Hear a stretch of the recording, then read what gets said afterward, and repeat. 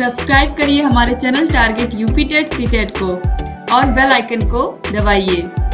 Hello दोस्तों, मैं आनंद स्वागत करता हूं आप सभी का आपके अपने चैनल और app target UP TET CTET में। दोस्तों, मैं आपको डीएलएड 4 सेमेस्टर मॉडल पेपर्स करा रहा हूं और इससे पहले पूरा syllabus, master class, Rajan series, Pawan series, previous year question paper, ये सब मैं आपके लिए करा चुका हूं।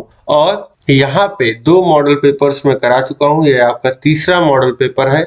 यहाँ आज हम देखने वाले हैं आपके आगे के क्वेश्चंस को। एक और मॉडल पेपर जैसे आपकी परीक्षा में प्रश्न आ सकते हैं, बिल्कुल वैसा ही। तो मैंने आपको बताया था कि यहाँ पे टोटल हम 5 मॉडल पेपर्स करने वाले हैं, तो बिल्कुल करेंगे।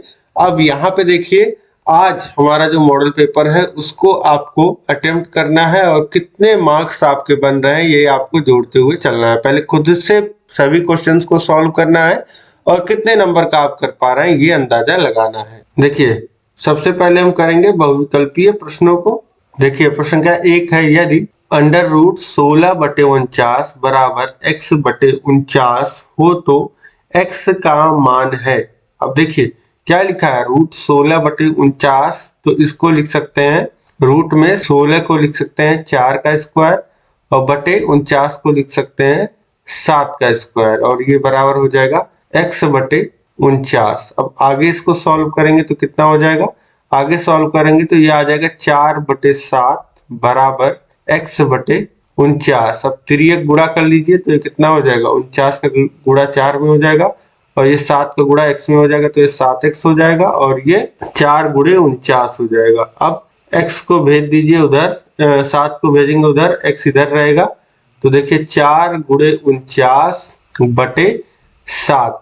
अब देखिए 7 सत्ते 49 और 7 का गुणा 4 में होगा, 7 चौक 28, यानी x का जो मान आ जाएगा वो कितना आ जाएगा 28। x की वैल्यू आ जाएगी 28। ऑप्शन डी जो हो जाएगा यह बिल्कुल सही हो जाएगा। इसके बाद देखिए अगला प्रश्न है, प्रश्न संख्या 2, संख्याओं 2,2, 4,6, 3,4, 2,5, 8 का बहुलक होगा। क्या बहुलक होगा यहाँ पे पूछ रहा है। तो देखिए 2 जो है वह सबसे अधिक बार आपको दिख रहा है, 2 बार यहाँ आ गया, ये तीसरी बार आ गया।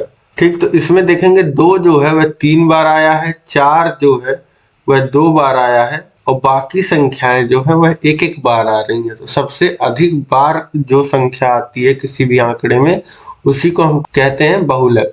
तो यहाँ पे ऑप्शन ए जो हो जाएगा 2, यह बिल्कुल सही हो जाएगा। इसके बाद देखिए नेक्स्ट क्वेश्चन है, प्रश्न संख्या 3, साइन थीटा बराबर 1/2 हो तो थीटा का मान होगा। अब देखिए साइन थीटा बराबर लिखा है 1/2। अब 1/2 के जगह पे हम क्या लिख सकते हैं, साइन के किस मान के लिए, साइन थीटा के किस मान के लिए जो मान होता है वह 1/2 होता है। तो वह साइन 30 डिग्री के, साइन 30 डिग्री का जो मान होता है वह 1/2 होता है। तो यहाँ से हम लोग क्या कर देंगे, अब दोनों तरफ साइन हट जाएगा और थीटा का जो मान आ जाएगा वह 30 अंश आ जाएगा, यानी कि यहाँ पे ऑप्शन बी जो हो जाएगा ये बिल्कुल सही हो जाएगा। इसके बाद देखिए चौथा प्रश्न है, बेलन के संपूर्ण पृष्ठीय क्षेत्रफल का सूत्र है। बेलन के संपूर्ण पृष्ठीय क्षेत्रफल, देखिए बेलन इस प्रकार से आपका होता है और इसका जो पृष्ठीय क्षेत्रफल तो आप जानते होंगे, जो कर्व एरिया होता है उसका क्षेत्रफल, लेकिन संपूर्ण में ये जो ऊपर नीचे जो आधार होता है, जो वृत्त होता है, उसके भी क्षेत्रफल को लेकर के हम चलते हैं। तो यहाँ पे पहले तो जो क्षेत्रफल होता है वह 2πr × h, ये होता है पृष्ठीय क्षेत्रफल, और इसमें हम जोड़ दें अगर ऊपर नीचे वृत्तों का क्षेत्रफल, तो एक वृत्त का क्षेत्रफल πr² होगा, 2 वृत्त का 2πr²। तो यहाँ से अब हम कॉमन ले लें अगर 2πr, तो बचेगा क्या, h + r, यानी कि ऑप्शन डी जो हो जाएगा यहाँ पे यही सूत्र होता है बेलन के संपूर्ण पृष्ठीय क्षेत्रफल का। ऑप्शन डी सही हो जाएगा। इसके बाद देखिए प्रश्न संख्या 5 है, x² बराबर 4 का मान हो। देखिए जब x² बराबर 4 लिखा है तो x बराबर क्या लिख सकते हैं, स्क्वायर बराबर के उधर जाएगा तो ये रूट लग जाएगा, √4। और रूट कहीं भी लगाते हैं, रूट इस तरीके से कहीं भी लगता है तो रूट के आगे जो है वह प्लस माइनस का चिन्ह लगता है। √4 ये इस तरीके से होगा और रूट लेंगे इसका, √4 की वैल्यू कितनी आएगी 2, तो ये +-2 लिखा आएगा। ठीक, तो इसकी वैल्यू जो होगी +-2 होगी, यानी कि -2 भी वैल्यू आ सकती है और -2 भी वैल्यू आ सकती है। तो ऑप्शन सी जो हो जाएगा ये बिल्कुल सही हो जाएगा, +-2। तो यहाँ पे आपके पांचों जो हैं बहुविकल्पी प्रश्न आपने देख लिए। उम्मीद है कि पांचों आपने सही किए होंगे। इसके बाद अब हम लोग आगे देखेंगे अतिलघुत्तरीय प्रश्नों को। देखिए अतिलघुत्तरीय प्रश्नों में पहला प्रश्न है प्रश्न संख्या 6, क्यूब रूट ऑफ -125 गुणे क्यूब रूट ऑफ -27 का मान ज्ञात कीजिए। इसका मान क्या होगा यह बताना है। देखिए वैल्यू पूछ रहा है cube root of -125, cube root of -125 into cube root of -27, ये वैल्यू इसकी पूछ रहा है। तो देखिए क्यूब रूट ऑफ -125 लिखा है, तो -125 को क्या लिख सकते हैं, -5 गुणे -5 गुणे -5 ये लिख सकते हैं, क्योंकि -5 का 3 बार आप गुणा करेंगे तो -125 आ जाएगा। फिर गुणे क्यूब रूट ऑफ 27 को कितना लिखा जा सकता है, -3 गुणे -3 गुणे -3 ये लिखा जा सकता है। और इस प्रकार से ये हो जाएगा क्यूब रूट ऑफ -5 का क्यूब, और गुणे ये हो जाएगा क्यूब रूट ऑफ -3 का क्यूब। अब देखिए -5 के घाते है 3 और उसके घात पे है क्यूब रूट, तो ये घात जो हो जाएगा वह हट जाएगा, मतलब -5 बाहर आ जाएगा और इसी तरीके से यहाँ -3 बाहर आ जाएगा। अब -5 का गुणा -3 में हो जाएगा, तो 3 × 15 और माइनस माइनस प्लस हो जाएगा, तो ये हो जाएगा 15। जो वैल्यू आ जाएगी वह 15 आ जाएगी। ठीक, तो इस तरीके से यही इतना सॉल्व करना था आपको। वैल्यू जो आ जाएगा यहाँ पे 15 आ जाएगा। इसके बाद देखिए प्रश्न संख्या 7 है, उस लंबवृत्तीय शंकु का वक्र पृष्ठ क्षेत्रफल ज्ञात कीजिए जिसकी तिर्यक ऊंचाई 10 सेंटीमीटर और त्रिज्या 7 सेंटीमीटर हो। तो बस एक शंकु का आपको क्या निकालना है, वक्र पृष्ठीय क्षेत्रफल निकालना है, और उसकी तिर्यक ऊंचाई यानी कि L दे दिया है 10 सेंटीमीटर और त्रिज्या दे दिया है 7 सेंटीमीटर।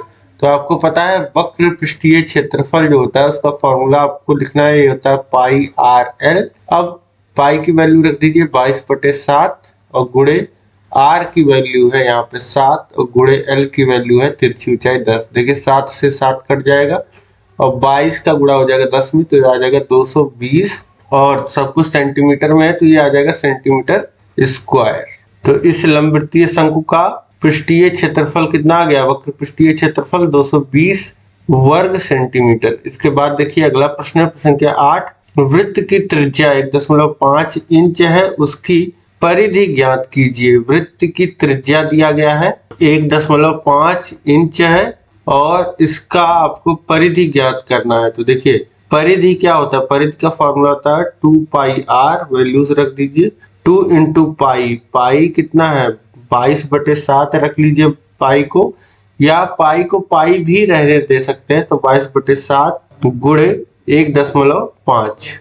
तो ये देखिए 2 का गुणा 1.5 में होगा तो 3 हो जाएगा और ये गुणा होगा फिर 22 का 3 में तो 66/7 वैल्यू आ जाएगा। इसी पे छोड़ सकते हैं 66/7 पे, या फिर 7 से भाग कर देंगे तो 7 × 9 = 63 और फिर 0.30 हो जाएगा, 4 बार जाएगा फिर 2 बार जाएगा, तो 9.42 और इंच में लिखिएगा। जो इकाई होगी आपको जो त्रिज्या दिया है वह इंच में दिया है, तो उत्तर भी जो आएगा आपका परिधि वह इंच में ही आएगा, तो 9.42 इंच हो जाएगा ये।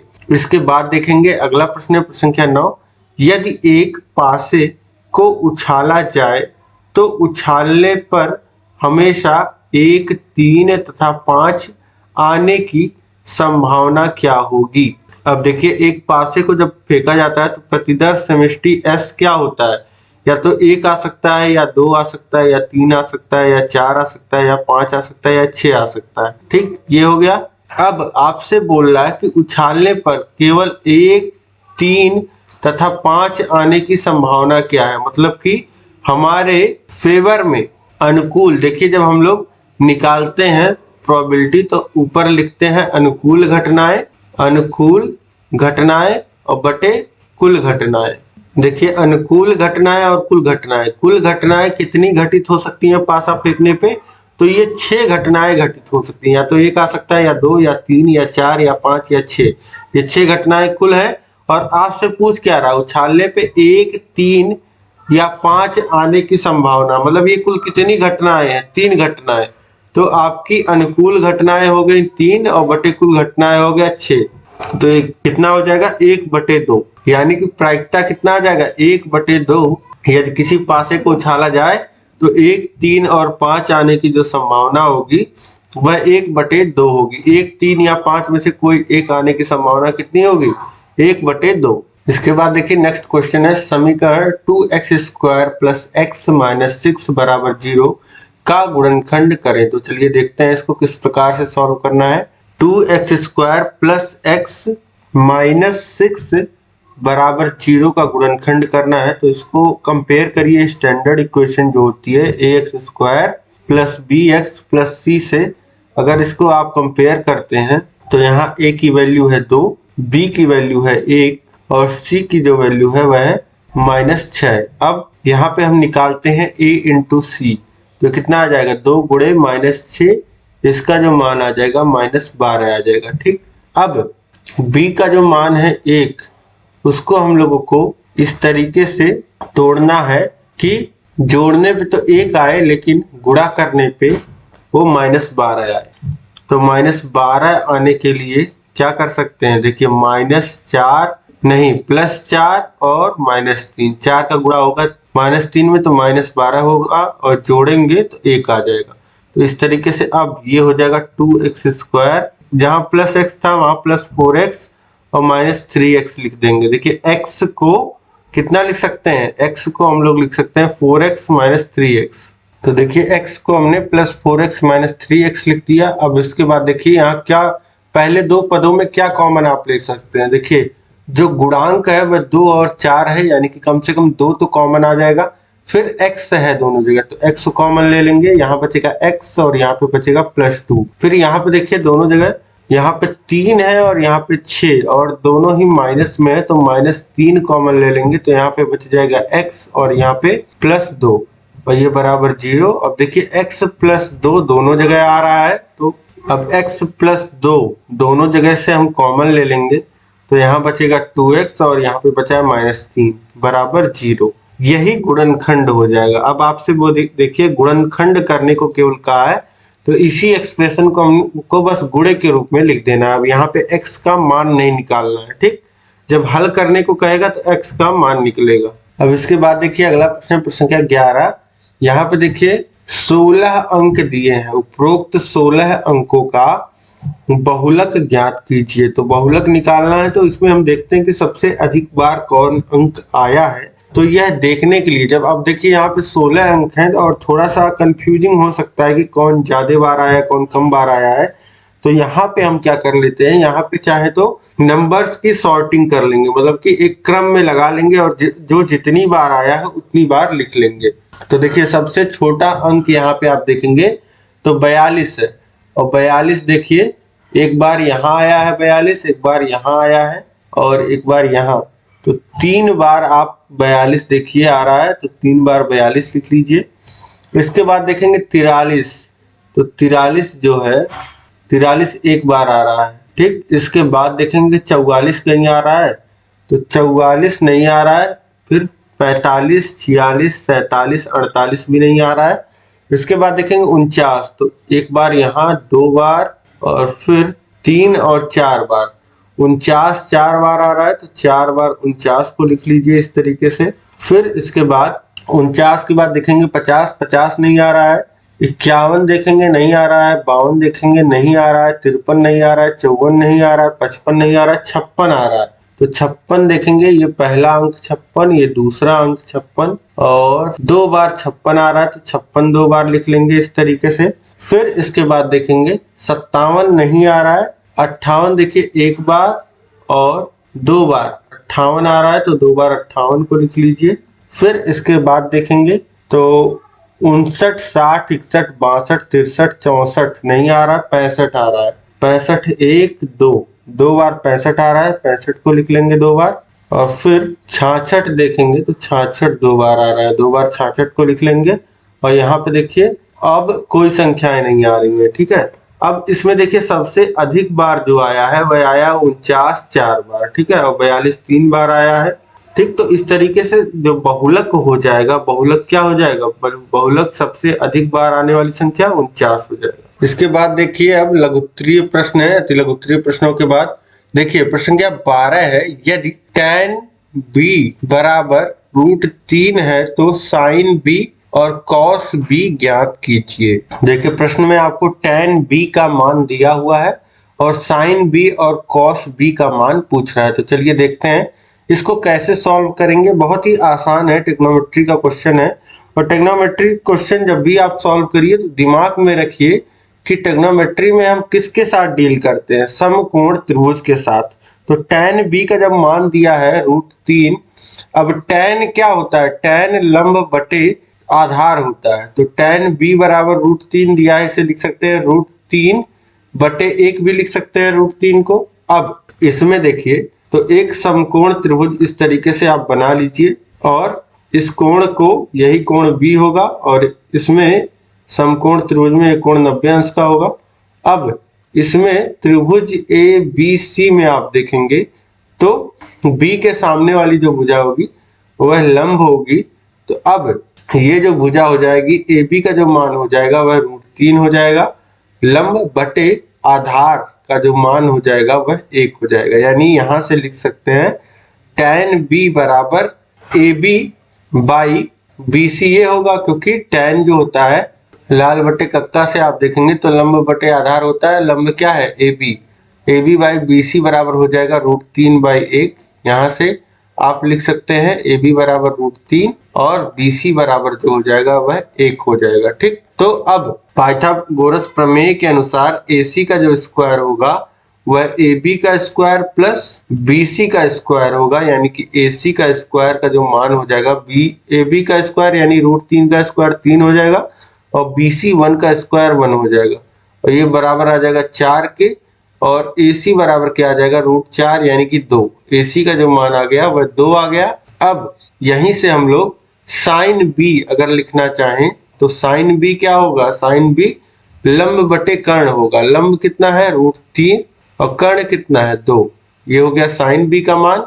और cos B का मान कितना हो जाएगा, आधार बटे कर्ण यानी कि 1/2, ये मान आ जाएगा sin B और cos B का। अब इसके बाद देखिए अगला प्रश्न है, प्रश्न संख्या 13, एक शंकु की तिरछी ऊंचाई 5 सेमी तथा ऊंचाई 3 सेमी है, शंकु के आधार की त्रिज्या ज्ञात कीजिए। तो देखिए क्या आपको दिया है, यह फिगर के माध्यम से आप समझिए। एक शंकु की बात की जा रही है यहाँ पे, एक इस प्रकार से ये आपका शंकु है और इस शंकु में बोला जा रहा है, इस शंकु में इसको बिंदु A नाम दे दें। तो ये आपका शीर्ष हो गया A। अब इस शंकु में 2 तिरछी ऊंचाई है, अब इसको B पॉइंट और इसको C पॉइंट इस तरीके से नाम दें। तो तिरछी ऊंचाई जो है आपकी वह 5 सेंटीमीटर की है, तिरछी ऊंचाई 5 सेंटीमीटर की है तथा ऊंचाई जो है वह 3 सेंटीमीटर का। ये जो लंबवत ऊंचाई हुई, ये लंबवत ऊंचाई जो हुई O बिंदु नाम दें। तो AO का जो माप है वह 3 सेंटीमीटर है और आपसे आधार का त्रिज्या पूछ रहा है, यानी कि O और C का मान पूछ रहा है। तो अब इस त्रिभुज को आप अलग से बना दीजिए, ये AO जो भुजा है ये और C जो बिंदु है ये और ये आपका तिरछी ऊंचाई। अब आपको पता है ये 5 है, ये 3 है, ये लंबवत होता है, लंबवत दूरी हाइट यानी कि ये 90 अंश का कोण है, ये समकोण त्रिभुज है और ये OC जो है ये त्रिज्या R है, ठीक। तो यहाँ से अब हम पाइथागोरस प्रमेय लगाएं तो AC का स्क्वायर बराबर हो जाएगा OA का स्क्वायर प्लस OC का स्क्वायर। अब AC का स्क्वायर क्या है, यानी कि 5 का स्क्वायर हो जाएगा, OA का स्क्वायर यानी कि 3 का स्क्वायर हो जाएगा, OC का स्क्वायर यानी कि R का स्क्वायर हो जाएगा। अब लिखना चाहें तो R का स्क्वायर, अब 5 का स्क्वायर 25 और फिर 3 का स्क्वायर 9, इधर भेजेंगे तो ऋण 9 हो जाएगा। अब R का स्क्वायर बराबर आ जाएगा 16 और r बराबर आ जाएगा, करनी में 16 को लिख सकते हैं 4 का स्क्वायर, यानी कि r की जो वैल्यू आ जाएगी वह 4 आ जाएगी। यहाँ से सब कुछ सेंटीमीटर में दिया था तो r जो हो जाएगा वह 4 सेंटीमीटर हो जाएगा। ठीक है, त्रिज्या का जो मान आ जाएगा, शंकु का जो त्रिज्या पूछ रहा था, शंकु के आधार की त्रिज्या वह 4 सेंटीमीटर लंबी हो जाएगी। इसके बाद देखिए अब अगला प्रश्न है, प्रश्न संख्या 14। एक वृत्त की त्रिज्या दूसरे वृत्त की त्रिज्या की 3 गुनी है तो उसका क्षेत्रफल दूसरे वृत्त के क्षेत्रफल का कितना गुना होगा। अब देखिए बोल रहा है कि एक वृत्त है, ठीक, जिसकी त्रिज्या जो है वह दूसरे वृत्त की त्रिज्या के 3 गुनी है तो उसका क्षेत्रफल जो है वह दूसरे वृत्त के क्षेत्रफल का कितना गुना होगा, यह पूछ रहा है। चलिए इसको सॉल्व करके देखते हैं कैसे इसको आपको निकालना है कि पहले वृत्त का जो क्षेत्रफल है वह दूसरे का कितना गुना होगा।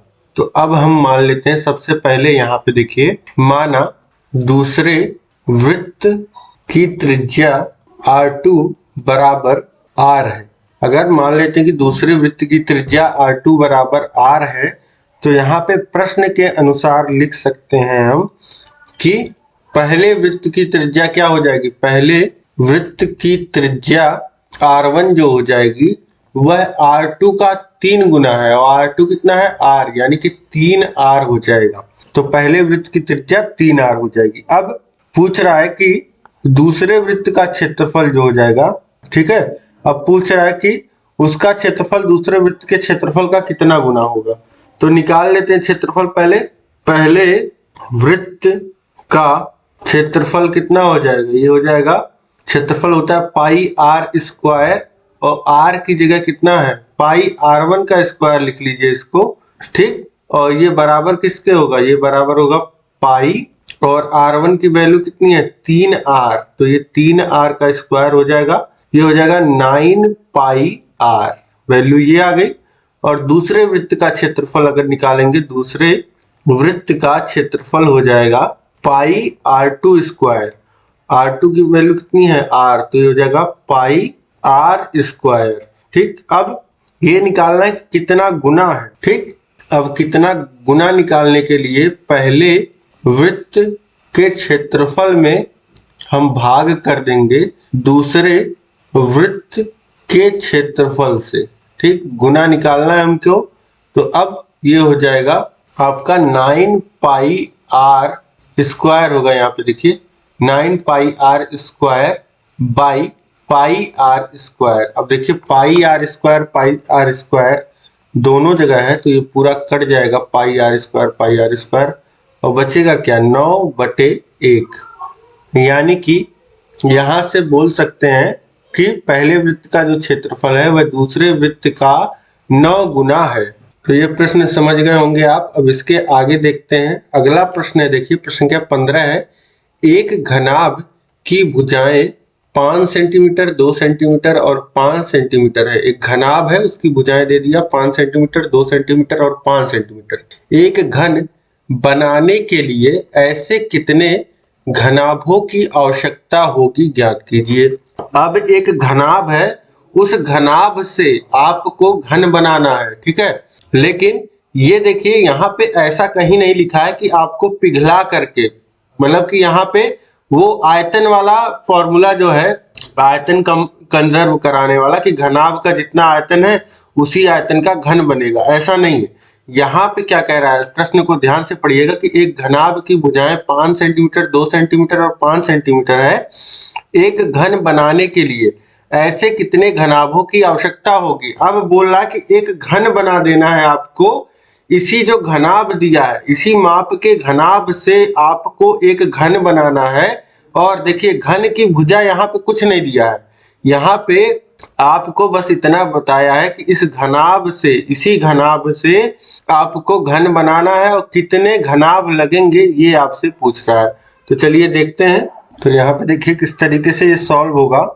अब घनाभ से घन बनाने के लिए देखिए, घन जब घन बनेगा तो घन की जो प्रत्येक भुजा होगी, प्रत्येक भुजा बराबर होती है, घन की प्रत्येक भुजा बराबर होती है, ये आपको पता है। अब जो घनाभ हमको दिया है उसका अगर हम आयतन निकालें, उसकी जो भुजाएं हैं, जो घनाभ हमको दिया है, घनाभ का आयतन अगर निकालते हैं वो होता है लंबाई गुणे चौड़ाई गुणे ऊंचाई। तो यहाँ पे देखिए घनाभ की जो भुजाएं दी गई हैं वह 5, 2 और 5 दी गई हैं। तो 5 गुणे 2 गुणे 5 ये घनाभ का आयतन हो जाएगा, और गुणा करेंगे तो ये कितना हो जाएगा 50 सेंटीमीटर क्यूब, ये हो गया। अब इसी घनाभ से हमको घन बनाना है। तो देखिए प्रत्येक घन की जो प्रत्येक कोर होगी, जो भुजा होगी, वह बराबर होगी, ठीक है। और बराबर करने के लिए हम क्या कर सकते हैं, ठीक है, यहाँ पे हम बराबर करने के लिए घनाभ के आयतन में जो घनाभ का आयतन है 5 गुणे 2 गुणे 5, इसमें 2 गुणे 5 गुणे 2 अगर कर दें तो देखिए सब 10 10 10 हो जाएगा, सब 10 गुणे 10 गुणे 10 इस तरीके से हो जाएगा। जैसे इस 5 में 2 का गुणा कर दें, 2 में 5 का गुणा कर दें, फिर 5 में 2 का गुणा कर दें, तो इस तरीके से ये सब 10 10 हो जाएगा। और जो ये घनाभ है ये घन बन जाएगा। तो घन का आयतन जो हो जाएगा यहाँ पे, घन का आयतन अब इसी का गुणा कर लीजिए, इन सभी का गुणा कर लीजिए, 5 गुणे 2 गुणे 5, और इसकी भुजाओं को बराबर करने के लिए हमने इससे गुणा कर दिया है। अब गुणा कर लीजिए आप, तो ये आया था 50 और ये आ जाएगा 2 10 और 20, 50 गुणे 20 आ जाएगा। और घनाभ का आयतन देखिए 50 सेंटीमीटर क्यूब है, और घन का आयतन जो है वह 50 गुणे 20 यानी कि 1000 सेंटीमीटर क्यूब है। तो जो घनाभों की संख्या अगर निकालें, घनाभों की संख्या यहाँ से अगर हम निकालें, घनाभों की संख्या जो बराबर हो जाएगी वह घन का आयतन, और इसमें भाग कर दीजिए एक घनाभ के आयतन से। घनाभ का आयतन लिख लीजिए, घनाभ का आयतन। अब ये देखिए घन का आयतन है 50 गुणे 20 और घनाभ का आयतन है 50, तो 50 से 50 कट जाएगा, बचेगा क्या 20, यानी कि जो घनाभों की संख्या हमको चाहिए होगी घन बनाने के लिए वह 20 चाहिए होगी, ठीक। तो इस तरीके से आप निकाल लेंगे। यहाँ पे आसान है, बस थोड़ा सा आपको दिमाग लगाना है। और जनरली इस तरीके का प्रश्न आपको कम मिलता है, आपको प्रश्न ज्यादा इस तरीके से मिलता है कि एक घनाभ को पिघला करके घन बनाना है, तो वहां पे पहले जो घनाभ का आयतन होता है उसको आपको बराबर दिखा देना होता है घन के आयतन के, और आपको भुजा पूछा जाता है, घन की भुजा पूछा जाता है, तो घन की भुजा निकल आती है, ठीक। तो ये ध्यान रखिएगा कि प्रश्न में आपसे पूछ क्या रहा है। इसके बाद देखिए प्रश्न क्या 16 है, निम्नलिखित बारंबारता बंटन की माध्यिका ज्ञात कीजिए। और देखिए पद दिया है, उसकी बारंबारता दी है। जब इस तरीके से माध्यिका पूछ रहा होता है और आपको इस तरीके से बारंबारता बंटन दिया होता है, तो वहां पे आपको क्या होता है, एक सारणी अलग से बना ली होती है, एक कॉलम और बनाना पड़ता है आपको, संचयी बारंबारता। तो देखिए चलिए बना लेते हैं। देखिए पद लिख लेंगे, पद की बारंबारता लिख लेंगे, और क्या लिखेंगे, उसकी संचयी बारंबारता, संचयी बारंबारता। अब देखिए पद कितना है, पद 21 है, 24 है, 27 है, 30 है, 33 है, 36 है, 39 है और 42 है। बारंबारता कितनी है, 21 के साथ, फिर 9 है, फिर 5 है, फिर 3 है, फिर 11 है, फिर 4 है, फिर 6 है, फिर 2 है। अब देखिए 21 के 7 पद आए, संचयी बारंबारता 7 हो गई, फिर 24 के 9 पद आए, तो 7 और 9 16 पद हो गए, फिर 16 पद आ चुके हैं, 5 पद और आते हैं तो 21 पद हो गए। 21 के बाद देखिए 3 पद 30 के आए तो ये हो जाएगा 24, फिर 24 पद आ चुके हैं, 33 के 11 पद आ रहे हैं तो ये हो जाएगा 35। 35 के बाद देखेंगे 4 पद 36 के आ रहे हैं तो ये हो जाएगा 39। 39 के बाद देखिए 6 पद और आ रहे हैं 45, और 45 के बाद 2 पद और आ रहे हैं 47, ठीक। तो टोटल 47 पद ये हो गए। अब यहाँ पे हमको क्या निकालना है, हमको यहाँ पे माध्यिका निकालना है, ठीक है। 42 पद के बाद एक पद यहाँ पे और है, ये भी देख लीजिए, 45 है, 45 3 बार आ रहा है तो 3 और जोड़ लीजिए, हो जाएगा 50, यानी कि कुल पद जो आ रहे हैं वह 50 आ रहे हैं।